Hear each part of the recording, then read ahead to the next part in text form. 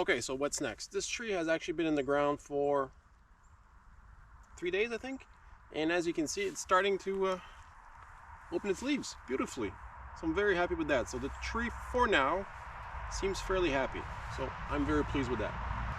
Yeah, the tree that came from the nursery with the sack, burlap sack I think it's called, held way better, they look better, they feel better. It was easier to transplant versus the one that came from the box store. It was like bare root basically, nothing was holding well. Hopefully they survived. They were also a lot cheaper. Did my best, we'll see what happens, but hopefully they survive. They also didn't look as good to start with. Okay, tree's there. I got my fruit bushes. Now for our permaculture orchard, we want to aim for 4 bushes per tree. Right now, for monetary reasons, and obviously I want to see if these berries are happy here. I don't want to buy a ton of berries for them all to die. So we'll start with 2 berry bushes per tree, but we're going to do like an X pattern. So we're going to have berry bush, berry bush, berry bush, berry bush. But for now, to keep it simple, I kept everything to the inside. Easier access to my mulch, I don't have to move it as much. And then it's just easier to plant for now. But if they're happy, if they're producing well, and if they're tasty, I'll try to just replicate and propagate the good ones and fill out the spots. The cool thing about having 16 feet between trees is I'm giving myself room for more experimentation. I can add different types of bushes, maybe some flowers to attract pollinators. There were a couple nice flower packs for hummingbirds, which we do have hummingbirds around here. It's also making it much easier for me to go and move through the rows with a tractor, and perhaps I'll plant something in the middle of the row. I want to try some lavender because why not? It smells amazing and it looks amazing. So right now we're playing with 6-foot row for the width.